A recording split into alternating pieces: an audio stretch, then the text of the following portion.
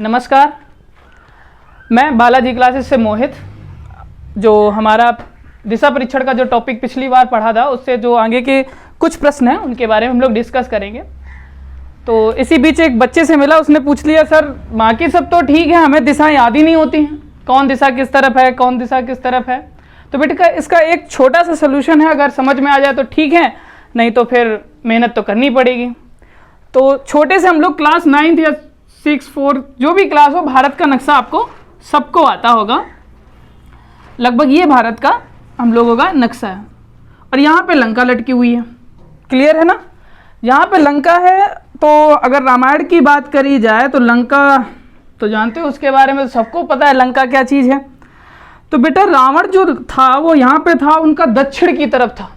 किस तरफ था? दक्षिण की तरफ। तो अगर हम लोग यहाँ पे स्टेबल हो रहे हैं तो दक्षिण की तरफ ये है, तो हमारी दिशा जो नीचे की तरफ हो गई वो कौन सी दिशा हो गई? दक्षिण। इतना क्लियर है ना, यानी नीचे की दिशा दक्षिण। ओके, अब इतना तो हमें पता है कि जब दक्षिण इस तरफ है तो उसके जस्ट अपोजिट उत्तर होता है, ठीक है।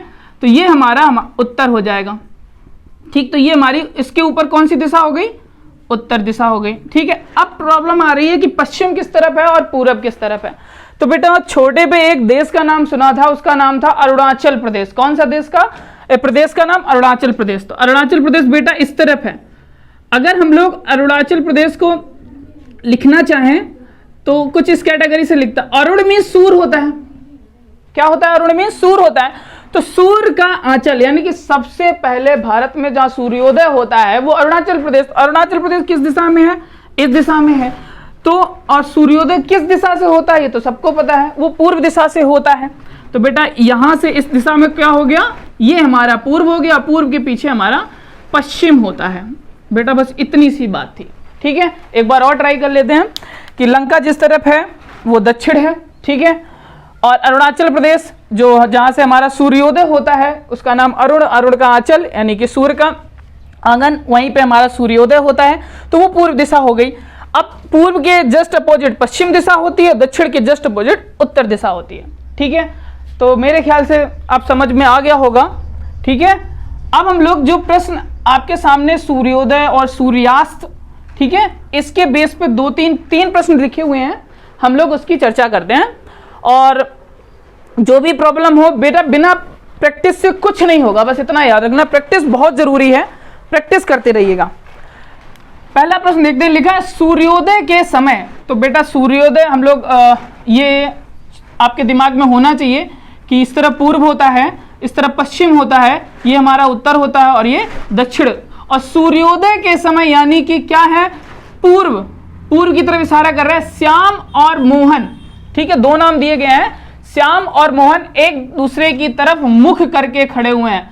ध्यान रखना, एक दूसरे की तरफ मुख है उनका, खड़े हैं। श्याम की परछाई श्याम के बाईं ओर पड़ रही है, यानी श्याम की जो परछाई है श्याम के ही बाईं ओर पड़ रही है।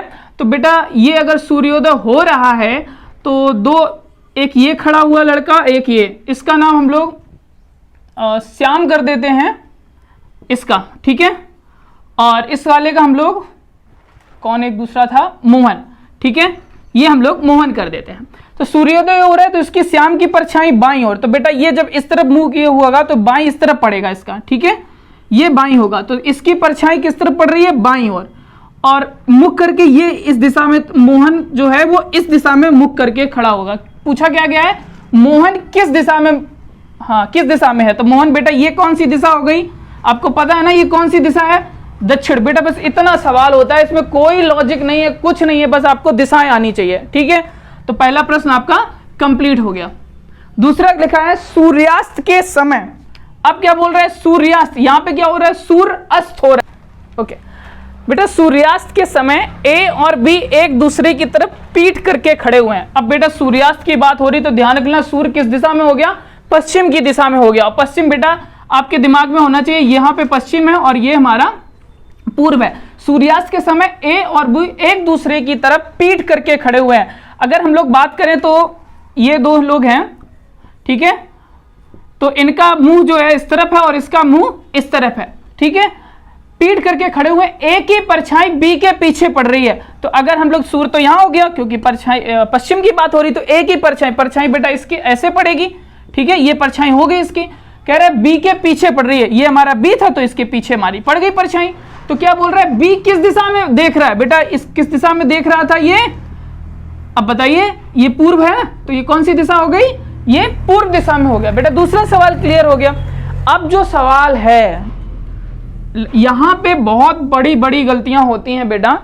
अब नदी वाले सवाल होंगे, ठीक है। तो नदी, आपको दिमाग में ये होना चाहिए कि हमारी जितनी भी नदियां हैं वो अधिकतर पश्चिम से लेकर पूर्व की ओर बहती हैं। क्यों? क्योंकि सारी नदियां अधिकतर बंगाल की खाड़ी में जाके गिरती हैं। लेकिन ये प्रश्न थोड़ा सा पेचीदा है, तो ध्यान रखना क्या लिखा है, सीता पूर्व की ओर जा रही है, ठीक है, जा रही है, जाने दो।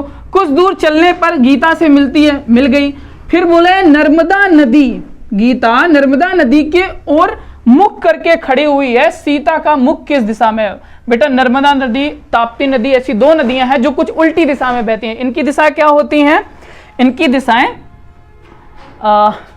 पूर्व से पश्चिम की ओर होती हैं। तो ये मान लीजिए नदी बह रही है हमारी, ये पूर्व हो गई और ये पश्चिम हो गई, इस दिशा में नदी बह रही है। और गीता किस तरफ जा रही थी? बेटा गीता इस तरफ जा रही थी, ये हमारी गीता है, गीता इस तरफ जा रही थी। रास्ते में सीता जा रही थी, ठीक है, ये सीता जा रही थी किस दिशा में, पूर्व की दिशा में।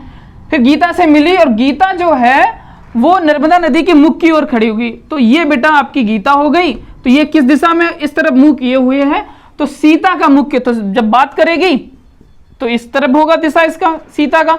तो बेटा इस तरफ सीता देख रही है और इस तरफ गीता देख रही है। अब आइडिया बताओ, ये नीचे की तरफ कौन सी दिशा होती है, दक्षिण दिशा होती है। तो बेटा ये दक्षिण दिशा हो गई, ठीक है।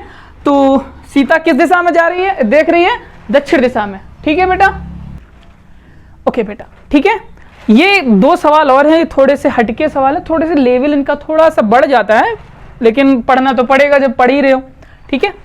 सवाल क्या बोल रहे हैं, यदि उत्तर दिशा को, ध्यान रखना, उत्तर दिशा को दक्षिण पश्चिम कहा जाए, तो बेटा आपको थोड़ा सा हम लेवल बड़ा कर रहे हैं इसका, ये है, ठीक है, ये हमारा पूर्व होता है और ये हमारा पश्चिम होता है और ये हमारा उत्तर होता है और ये हमारा दक्षिण होता है। इसमें तो अब कोई कंफ्यूजन है नहीं।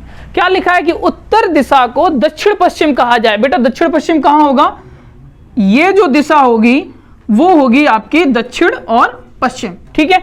तो बेटा उत्तर दिशा को, ये जो उत्तर दिशा है इसको दक्षिण पश्चिम बोल रहे हैं, मतलब ये दिशा कितना मूव कर गई। बेटा हमने ये बताया था ये 90 होता था और ये हमारी 45 होती थी, तो कितना मूव किया बेटा, 135 अंश हमारा मूव कर गया, ठीक है। फिर क्या बोला है, और दक्षिण दिशा को उत्तर पूर्व कहा जाए। दक्षिण दिशा कहां पे है बेटा, ये दक्षिण दिशा है। दक्षिण दिशा को क्या बोला है, उत्तर पूर्व। तो बेटा उत्तर पूर्व कौन सी दिशा होगी, ये। तो बेटा ये भी कितनी हो गई, 135 डिग्री, क्लियर है ना। ये भी दक्षिण जो घूम के गया यहाँ पे वो भी 135 डिग्री हो गया। फिर क्या बोला, तो पश्चिमोत्तर दिशा को क्या कहेंगे बेटा, पश्चिमोत्तर दिशा यानी पश्चिम और उत्तर दिशा कौन सी होगी, ये वाली जो दिशा होगी ये होगी हमारी पश्चिम और उत्तर। तो यहां से 135 पीछे किया, जैसे बेटा 135 पीछे किया, क्यों, ये 45 हो गया और ये कितना है, ये 90 हो गया। तो ये कौन सी दिशा हो गई बेटा, पूर्व दिशा हो गई। कोई कंफ्यूजन, कोई कंफ्यूजन नहीं होना चाहिए। फिर से एक बार समझते हैं, लिखा है उत्तर दिशा, ये है उत्तर दिशा को दक्षिण पश्चिम कहा जाए, ठीक है। दक्षिण पश्चिम कहाँ है, ये दक्षिण पश्चिम हो गई। तो उत्तर दिशा से, मार्कर चेंज कर लेते हैं, उत्तर दिशा से ये 90, ओके, और ये 45, तो टोटल कितना हुआ 135, यानी उत्तर दिशा हमारी कितने में शिफ्ट हो गई, 135 डिग्री शिफ्ट हो गई। फिर दक्षिण दिशा को उत्तर पूर्व कहा जाए। बेटा उत्तर पूर्व कौन सी दिशा होगी, ये वाली। तो ये देखो कितनी शिफ्ट हो गई, ये 90 हो गई और हमारा ये 45 हो गया। फिर ये भी 135 डिग्री हमारी मूव होकर गई। अब बोला, ठीक है बेटा, ये हम लोग इसको, तो पूर्व दिशा होगी, तो पूर्व दिशा को क्या कहेंगे, अगर पूर्व दिशा में 135 जोड़ेंगे तो ये 90 और ये 35, तो पूर्व दिशा जो होगी वही हमारी पश्चिमोत्तर दिशा होगी, ठीक है। ये इस सवाल के उत्तर हो गया, ठीक है। अब दूसरा सवाल है, ये भी थोड़ा अच्छा सा सवाल है, इसको भी देखते हैं और इसका भी लेवल अच्छा ही है।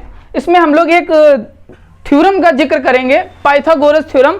अगर उसके बारे में आप लोगों को नहीं पता है तो बेटा थोड़ा सा ध्यान कर लो कि हम लोगों ने बहुत बार इस पाइथागोरस जी कहते थे, ये 90 डिग्री पे हमारा एक समकोण त्रिभुज होता है, तो समकोण पे जो ये आधार, जिस पर ये आधार हो गया और ये हमारा लंब हो गया और ये कर्ण हो गया, ठीक है।